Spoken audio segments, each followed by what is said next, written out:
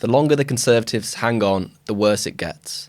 Last week, Rishi Sunak lost 474 councillors, Blackpool South, and Andy Street's West Midlands mayoralty. And yesterday, things went from bad to worse for Sunak, with a surprise defection to Labour from Natalie Elphicke MP for Dover and Deal. The Conservatives can't seem to escape this endless decline in support and popularity. So when did it all start to go wrong?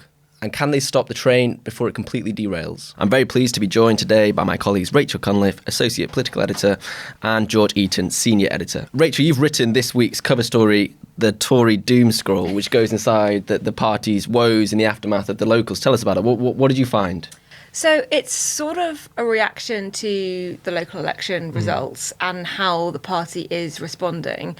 But I've tried to chat to people, not just about that set of election results, but like how they're feeling and what they think is going to come next. And one of the things that really stood out to me is there isn't really any sense of hope at the moment. There's no kind of sense of maybe we could just, that was it, steep and narrow path to victory that Isaac Levido talks about. There's no sense of that whatsoever. They are completely and utterly resigned to the fact that they are going to lose and lose quite significantly. But at the same time, they don't think there's anything they can do about it. There was a lot of chatter in the month leading up to the local elections about if this was a really bad result, would we see a renewed effort to get rid of Rishi Sunak?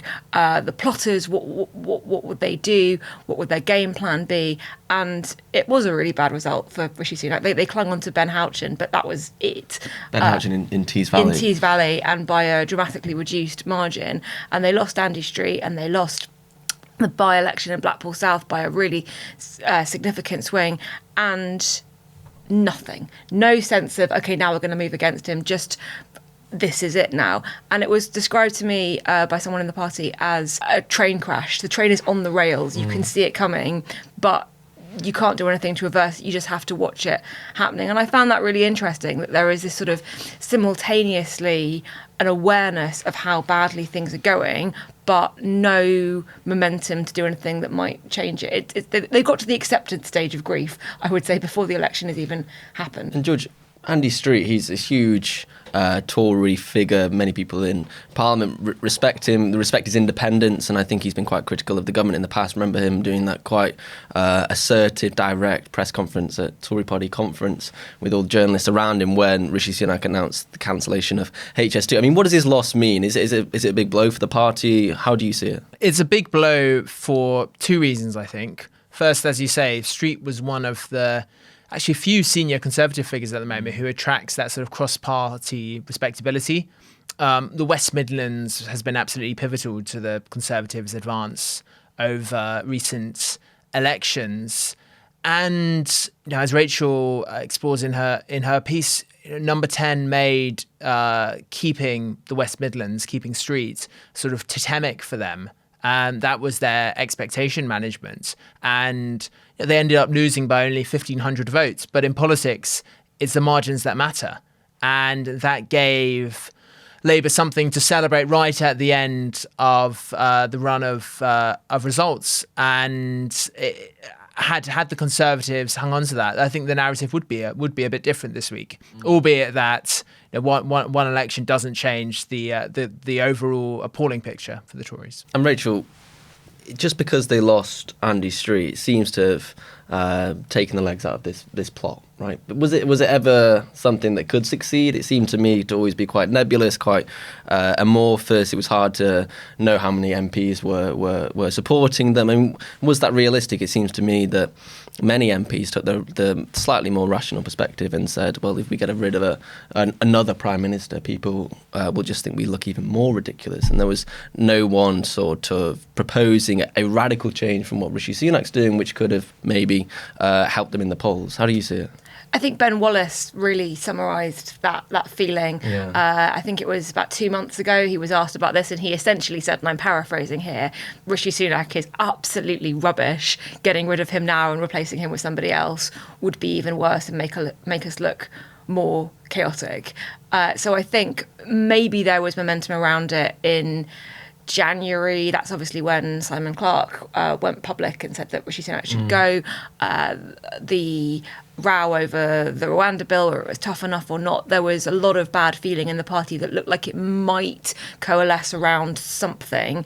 But having missed that opportunity, I think even the people who really don't want Sunak to lead them into the next election have kind of accepted that they don't really have a choice now. And that, strangely, protects him in a way, because that decision has been made that it's too late. But it also gives him, I think, the misguided idea that because he's no longer facing a leadership threat in quite that way, he can just limp on and wait for something to come up. So there's been a lot of speculation about the local results, getting Rwanda through. Would there be a summer election? It was suggested that there might be, and then it was briefed that had been called off. I don't think a summer election was ever planned. I don't think there was ever any kind of strategy that this is what they were going to do. But I think nobody wants there to be an election right at the end of the year when it looks like they're desperate and just sort of running out of time. December, January, cold weather, short days, etc., etc. But if at every point when there could be an election, there's a reason not to have it, i.e. the polls are awful, the default will be they limp on. And the conflict between Sunak, who is in charge of deciding to call an election, and the MPs is that Sunak knows he's going to lose. So he has an incentive to leave it as long as possible in the hope that something might come up.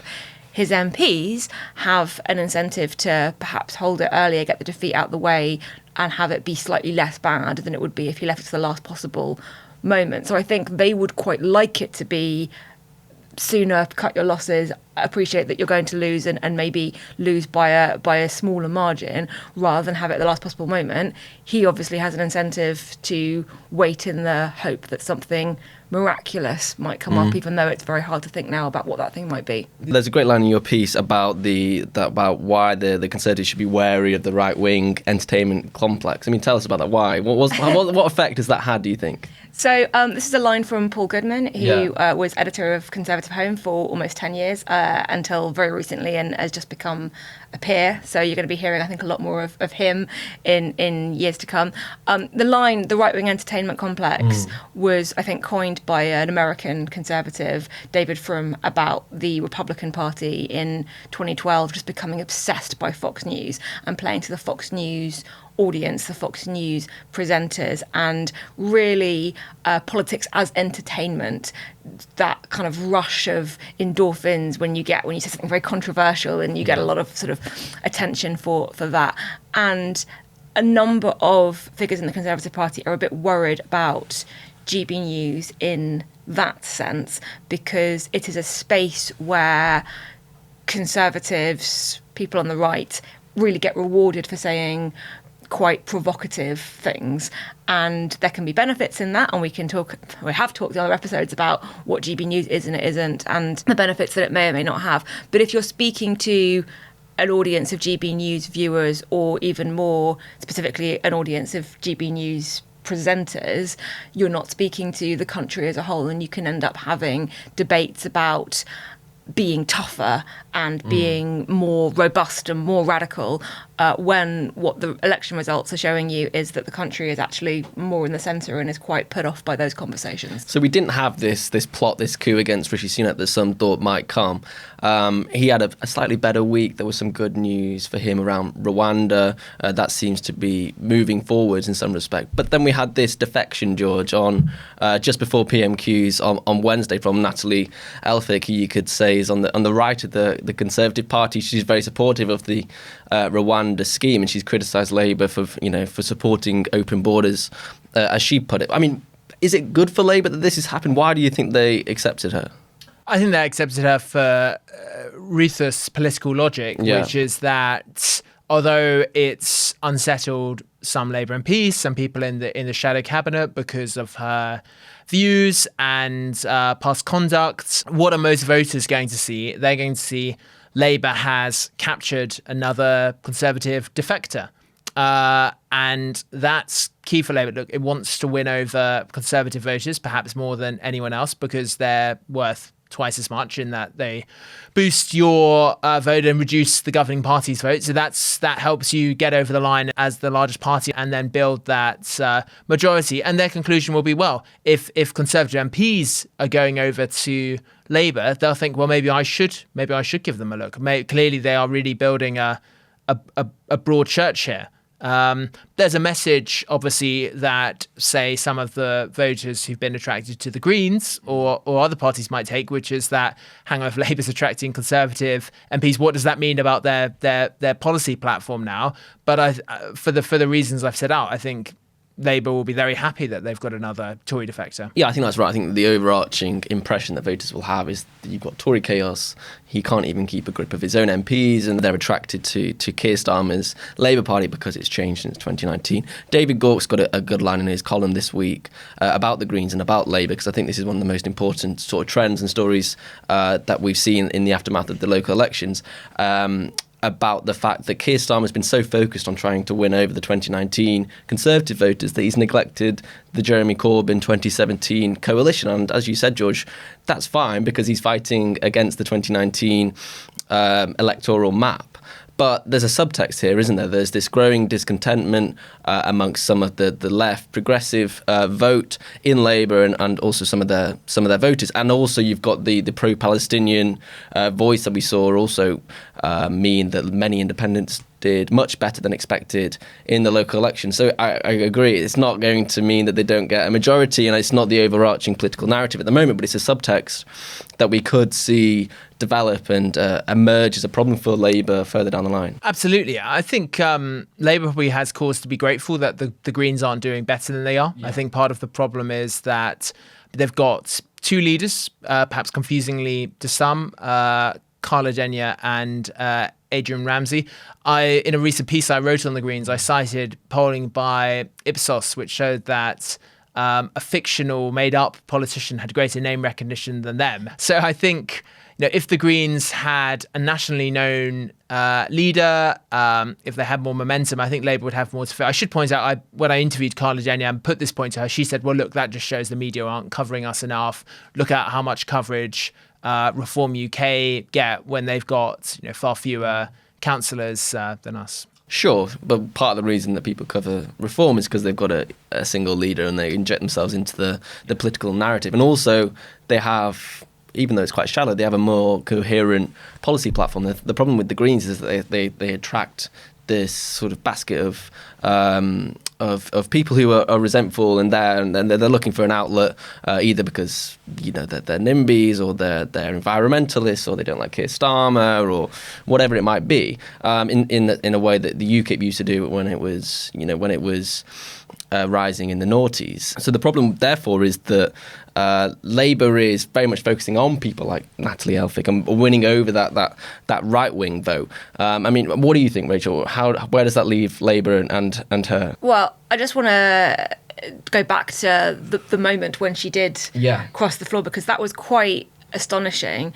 I was in the chamber for PMQs, and I'm going to admit that I missed the moment when she didn't cross the floor in a dramatic way. She just kind of came in and sat down. And if you can't identify every MP by the back of their heads, then you don't always spot them. And then Keir Starmer started PMQs by welcoming his new MP for Blackpool South, who won in the by-election last week. Great, everyone was expecting that. And then said, and I also would like to welcome the MP, the member for Dover, to the Labour benches. And you just had everyone in the press gallery and quite a lot of MPs on both benches going, wait, what? Can I also warmly welcome the new Labour MP for Dover to these benches? Mr. Speaker, if 1 week a Tory MP who's also a doctor says the Prime Minister can't be trusted with the NHS and joins Labour, and the next week the Tory MP for Dover, on the front line of the small boats crisis, says the Prime Minister cannot be trusted with our borders and joins Labour, what is the point of this failed government staggering on?